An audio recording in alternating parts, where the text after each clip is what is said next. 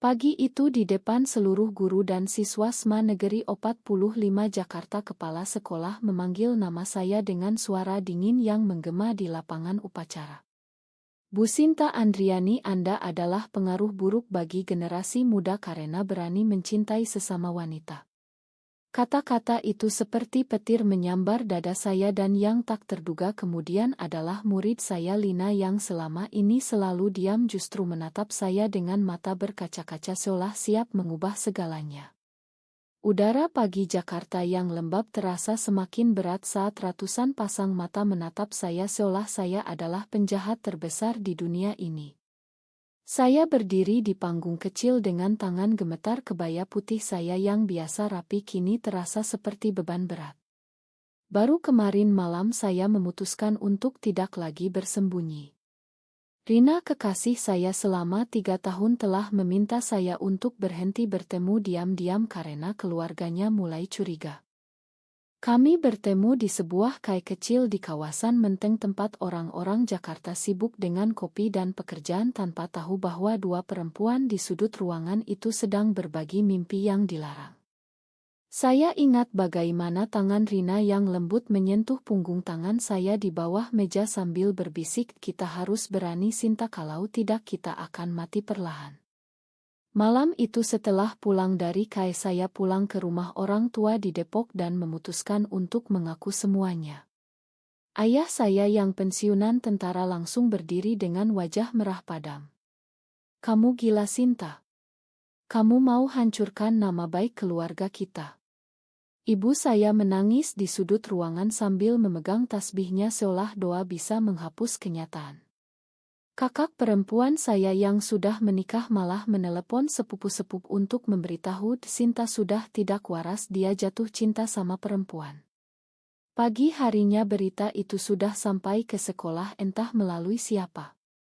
Kepala sekolah Pak Hadi memanggil saya ke ruangannya sebelum upacara dan meminta penjelasan. Saya tidak bisa bohong lagi. Saya mencintai seorang perempuan, Pak. Itu bukan penyakit, itu adalah saya.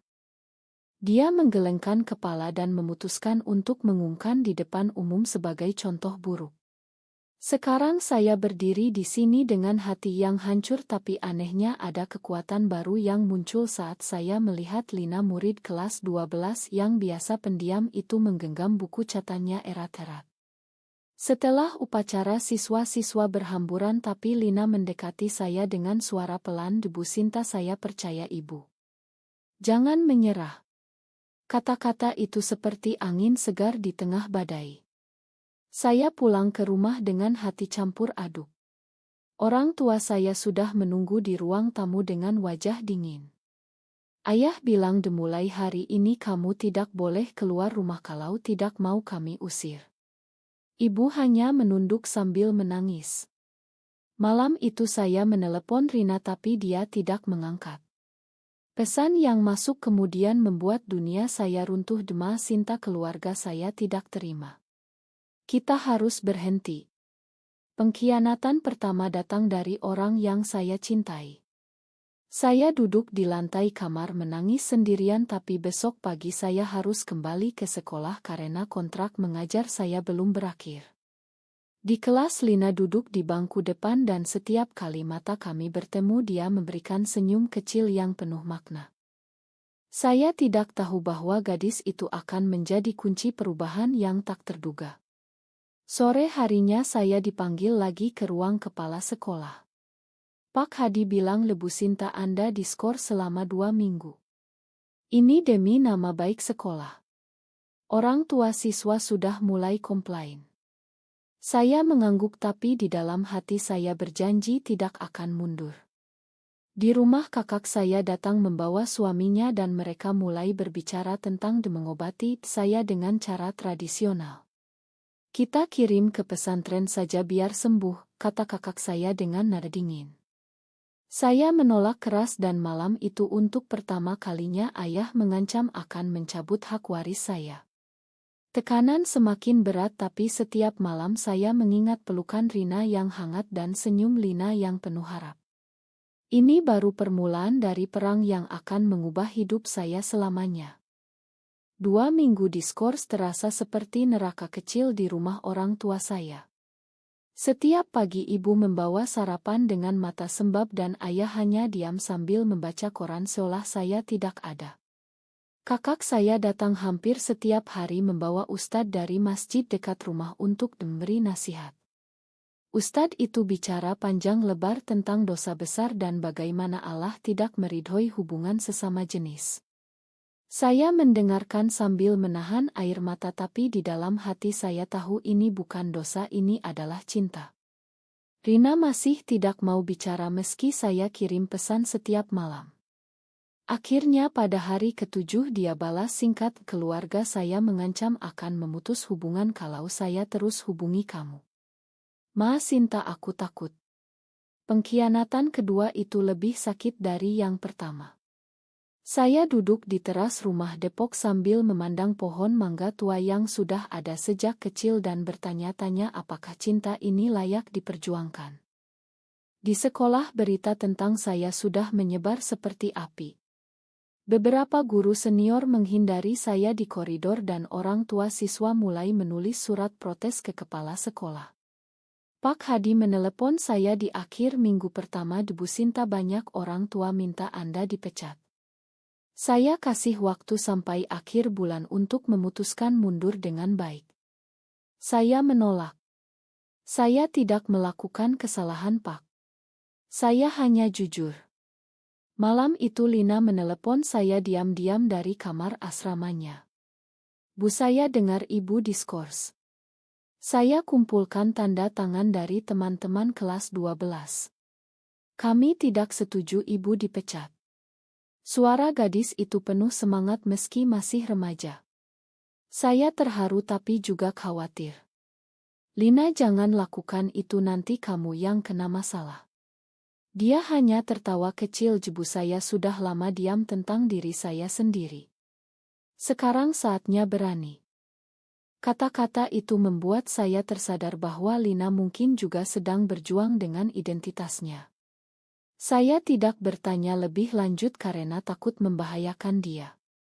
Besok paginya saya nekat pergi ke sekolah meski masih diskors. Saya ingin bertemu Rina yang kebetulan juga mengajar di sana sebagai guru seni. Di ruang guru Rina menghindar tapi saya memaksa bicara di koridor belakang. Kenapa kamu seperti ini, Rina? Kita janji akan bersama. Matanya berkaca-kaca tapi dia menjawab dingin, kamu tidak tahu tekanan dari keluarga saya, Sinta. Ayah saya sudah ancam akan menikahkan saya dengan sepupu kalau terus begini. Pengkhianatan itu membuat saya mundur selangkah. Saya pulang dengan hati hancur dan menemukan ayah saya sudah menunggu di ruang tamu dengan amplop di tangan. Ini surat dari pengacara keluarga. Kalau kamu tidak berubah, kami akan putuskan hubungan darah. Ibu menangis di belakangnya. Malam itu saya menangis sampai pagi tapi saat ajar menyingsing saya memutuskan untuk melawan. Saya hubungi Lina dan minta dia hentikan pengumpulan tanda tangan dulu. Kita lakukan dengan cara yang benar, Lina. Di sekolah minggu berikutnya Pak Hadi mengadakan rapat darurat dengan orang tua siswa. Saya diundang untuk menjelaskan. Di depan puluhan orang tua yang marah saya berdiri tegak. Saya mencintai seorang perempuan tapi itu tidak membuat saya menjadi guru buruk. Saya masih mengajar dengan hati. Suara protes langsung memenuhi ruangan. Salah satu orang tua berteriak, anak-anak kami tidak boleh diajar oleh orang seperti ini. Tapi di antara kerumunan itu saya melihat Lina berdiri di belakang dengan kelompok teman-temannya yang diam-diam mengangguk mendukung. Rapat berakhir dengan keputusan sementara bahwa saya boleh kembali mengajar tapi dengan pengawasan ketat. Pulang malam itu kakak saya menelepon lagi, kamu sudah bikin malu seluruh keluarga besar, Sinta. Jangan harap kami datang ke rumah lagi. Hubungan keluarga mulai retak total. Rina mengirim pesan terakhir, aku pindah ke Bandung minggu depan. Jangan cari aku lagi. Saya duduk di kamar sambil memegang oto kami berdua di pantai Ancol tahun lalu. Air mata jatuh tapi tekad saya semakin kuat. Lina datang ke rumah saya diam-diam sore harinya membawa map penuh tanda tangan. Bu, ini baru 200 tanda tangan. Kami akan terus kumpulkan sampai sekolah dengar suara kami. Saya peluk gadis itu dengan air mata haru. Perang baru saja dimulai dan murid saya ini ternyata memiliki kekuatan yang bahkan saya sendiri tidak sangka. Minggu pertama kembali mengajar terasa seperti berjalan di atas pisau. Siswa-siswa saling bisik-bisik saat saya masuk kelas tapi Lina selalu duduk di depan dengan mata penuh dukungan. Pelajaran sastra Indonesia hari itu saya ajarkan tentang keberanian tokoh-tokoh seperti Kartini tapi di dalam hati saya tahu saya sedang mengajarkan keberanian kepada diri sendiri. Di kantin guru-guru lain menghindar dan Pak Hadi memanggil saya lagi di Bu Sinta ada keluhan baru. Orang tua siswa kelas 11 minta Anda dipindah kelas. Saya menggeleng saya tidak akan pindah Pak. Ini sekolah negeri bukan tempat diskriminasi. Kata-kata itu keluar lebih keras dari yang saya rencanakan. Malam harinya berita tentang rapat orang tua menyebar ke media lokal. Sebuah portal berita kecil menulis guru perempuan di Jakarta dicap pengaruh buruk karena cinta sesama jenis. Nama saya menjadi trending di grup-grup orang tua sekolah. Ayah saya menelepon marah, kamu bikin kami tidak bisa keluar rumah Sinta. Ibu hanya menangis di telepon. Kakak saya mengirim pesan panjang tentang bagaimana tetangga mulai bertanya-tanya dan suaminya hampir kehilangan klien karena gosip. Tekanan keluarga semakin berat tapi saya tidak mundur. Rina sudah pindah ke Bandung dan nomornya tidak aktif lagi. Saya mencoba hubungi teman lama Rina tapi semua menjawab kami tidak tahu apa-apa Sinta. Pengkhianatan dari orang-orang terdekat membuat saya semakin kesepian. Lina dan kelompoknya mulai bergerak lebih aktif. Mereka membuat petisi online hentikan diskriminasi terhadap guru berbasis orientasi seksual dan dalam 2 hari sudah ada 500 tanda tangan dari siswa berbagai sekolah di Jakarta. Saya khawatir Lina akan kena masalah jadi saya panggil dia ke ruang konseling setelah jam pelajaran. Lina, hentikan dulu. Kamu masih anak sekolah. Gadis itu menatap saya dengan mata tegas. Ibu saya sudah 18 tahun. Saya tahu apa yang saya lakukan.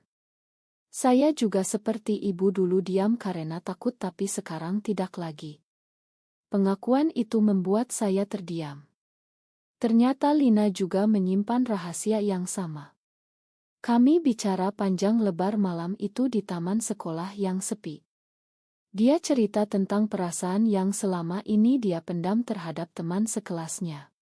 Saya hanya mendengarkan dan memberikan pelukan ibu yang hangat. Kamu tidak sendirian Lina. Keesokan harinya Pak Hadi memanggil saya dan Lina ke ruangannya. Ada laporan bahwa kalian berdua sering bicara berdua. Ini tidak baik Bu Sinta. Saya membela ini hanya bimbingan siswa Pak. Tapi Lina tiba-tiba berdiri, Bapak tidak boleh diskriminasi. Kami punya hak bicara. Pak Hadi marah besar dan mengancam akan skors Lina. Malam itu orang tua Lina menelepon saya marah, jangan dekat-dekat anak saya lagi. Hubungan dengan keluarga Lina juga mulai retak. Di rumah ayah saya sudah tidak bicara sama sekali dan ibu hanya menyediakan makanan di meja tanpa kata. Kakak saya datang membawa surat dari pengacara keluarga, ini surat pemutusan hubungan. Kamu tidak lagi bagian dari keluarga kami. Saya baca surat itu dengan tangan gemetar tapi anehnya saya merasa lebih ringan. Kehilangan segalanya membuat saya tidak lagi takut. Lina datang ke rumah saya diam-diam dengan map petisi yang sudah mencapai 1000 tanda tangan. Bu, besok kami akan serahkan ke dinas pendidikan. Saya peluk dia erat. Kamu berani sekali Lina. Peristiwa berikutnya datang seperti badai. Sebuah stasiun lokal menghubungi saya untuk wawancara. Saya setuju meski tahu ini akan memperburuk keadaan. Di depan kamera saya bicara jujur, saya mencintai seorang perempuan dan itu tidak membuat saya guru yang buruk. Sekolah harus melindungi semua guru dan siswa tanpa pandang orientasi. Wawancara itu viral dan komentar membanjiri. Ada yang mendukung, ada yang menghujat. Pak Hadi memanggil saya lagi, Bu Sinta, ini sudah keterlaluan. Dewan sekolah akan rapat besok untuk memutuskan nasib Anda. Malam sebelum rapat saya duduk di kamar kosong karena orang tua sudah tidak lagi menganggap saya ada. Lina menelepon, Bu, kami siap demo damai besok pagi. Saya tersenyum meski air mata jatuh. Terima kasih Lina. Kamu sudah ubah saya. Rapat dewan sekolah berlangsung tegang di ruang utama. 10 orang anggota dewan duduk mengelilingi meja besar sementara Pak Hadi memimpin. Saya duduk sendirian di kursi kecil dengan tangan dingin. Mereka membacakan daftar keluhan dari orang tua dan guru. Ini merusak citra sekolah, kata salah satu anggota. Saya berdiri dan bicara dengan suara mantap, saya tidak pernah mengajarkan hal buruk kepada siswa. Saya hanya ingin dihargai sebagai manusia. Tapi suara mereka lebih keras. Keputusan sementara adalah saya diberhentikan dengan hormat mulai bulan depan. Saat keluar ruangan, Lina dan sekitar 50 siswa sudah menunggu di depan gerbang sekolah dengan spanduk "Hentikan Diskriminasi". Mereka berteriak damai tapi polisi sudah datang karena laporan orang tua. Lina maju ke depan dan berbicara di depan kamera wartawan yang tiba-tiba muncul. Guru Sinta adalah guru terbaik kami. Dia mengajarkan keberanian dan kejujuran. Kalau sekolah pecat dia, kami semua akan mogok belajar. Berita itu langsung naik ke headline nasional. Demo siswa dukung guru lesbian di Jakarta. Orang tua saya menelepon malam itu untuk terakhir kalinya, kamu sudah hancurkan kami Sinta.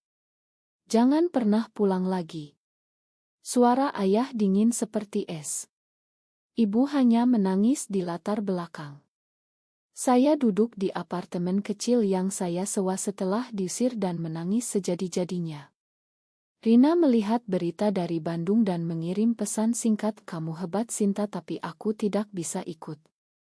Pengkhianatan terakhir itu membuat saya tersenyum pahit. Besoknya Dinas Pendidikan memanggil Pak Hadi dan saya untuk pertemuan. Di sana Lina dan perwakilan siswa juga hadir. Petisi sudah mencapai 5.000 tanda tangan dari seluruh Indonesia. Pejabat dinas bilang kami akan tinjau ulang peraturan sekolah tentang toleransi. Pak Hadi kelihatan pucat.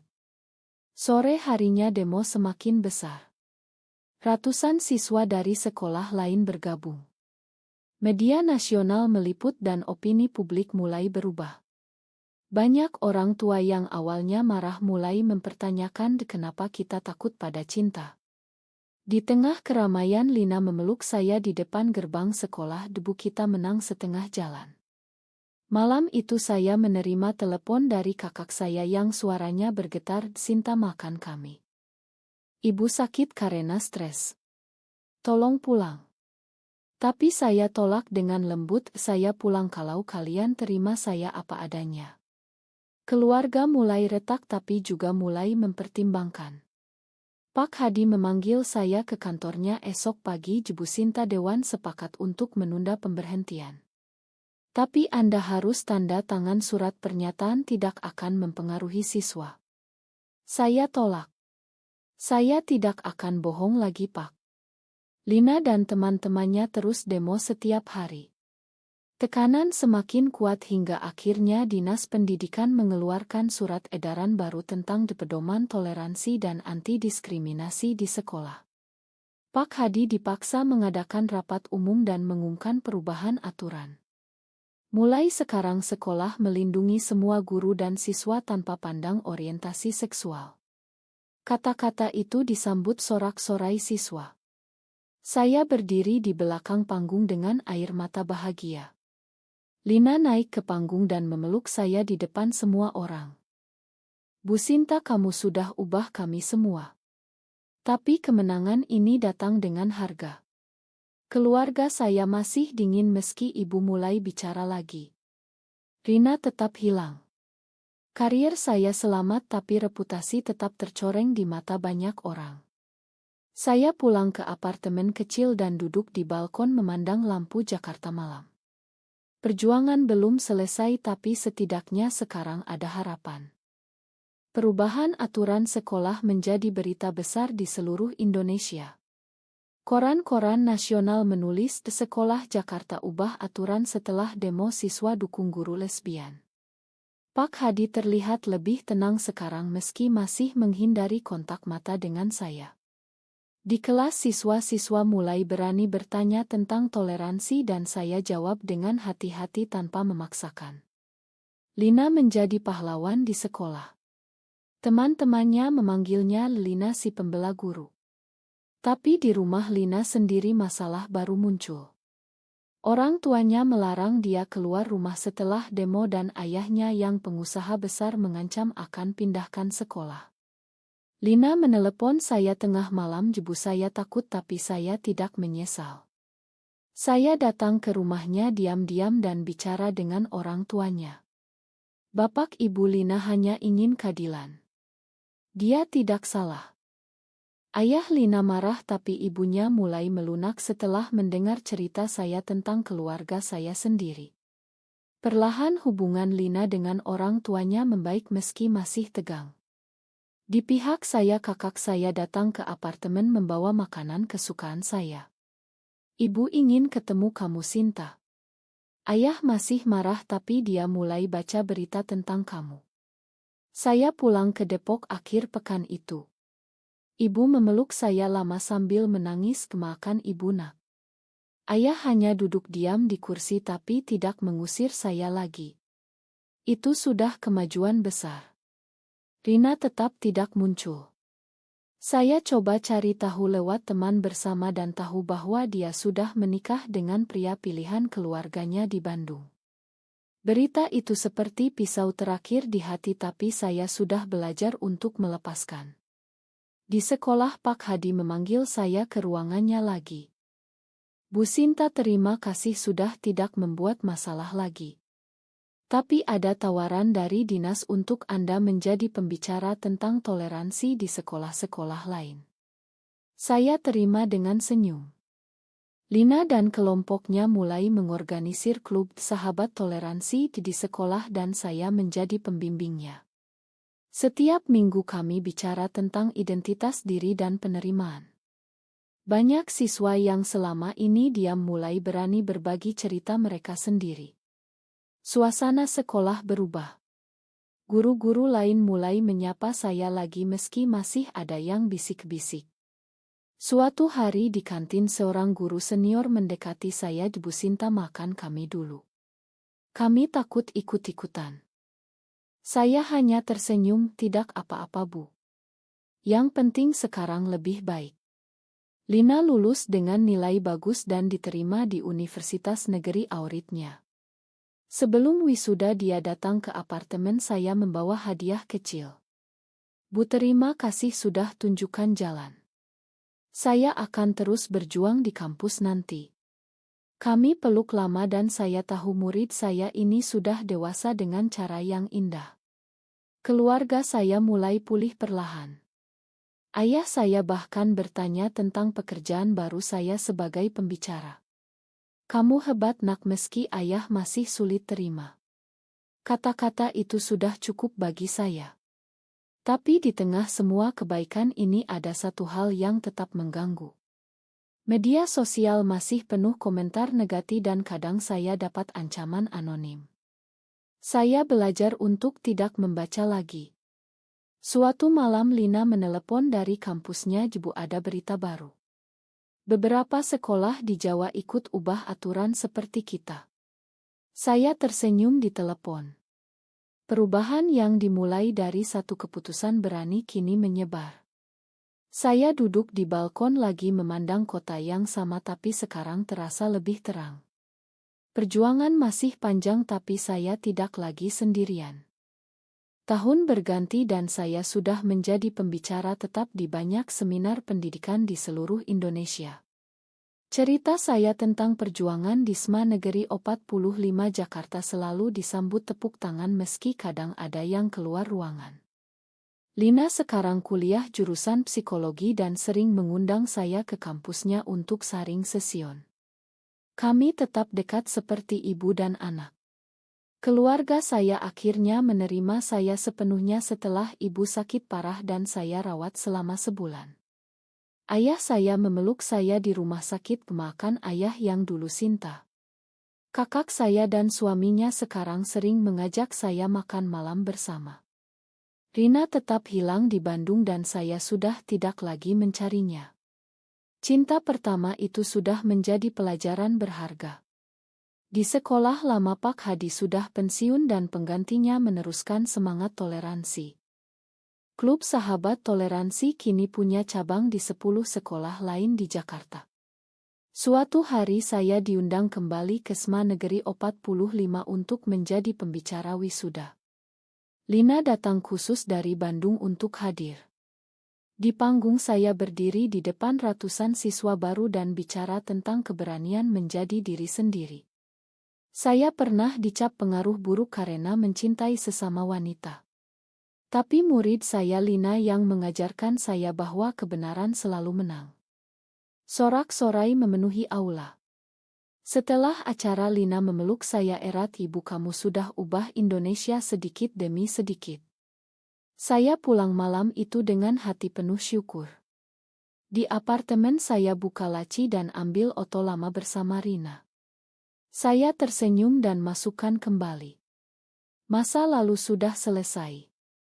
Sekarang saya hidup untuk masa depan yang lebih cerah. Beberapa bulan kemudian saya terima penghargaan dari Kementerian Pendidikan sebagai guru inspirasi toleransi. Di panggung penghargaan saya lihat Lina duduk di barisan depan bersama orang tuanya yang sekarang bangga. Malam itu kami rayakan bersama di rumah orang tua saya. Ayah angkat gelas untuk anak perempuan saya yang berani. Air mata saya jatuh lagi tapi kali ini air mata bahagia. Perjalanan panjang dari hari di mana saya dipanggil pengaruh buruk kini berakhir dengan kemenangan yang manis. Tapi saya tahu perubahan sejati butuh waktu. Masih banyak sekolah di daerah yang belum berubah. Masih banyak keluarga yang menolak. Tapi dengan Lina dan ribuan anak muda seperti dia saya yakin Indonesia akan semakin terbuka. Saya duduk di teras rumah Depok memandang bintang-bintang dan tersenyum. Apakah keputusan untuk selalu jujur dengan diri sendiri selalu benar meskipun harus kehilangan segalanya? Benar atau salah?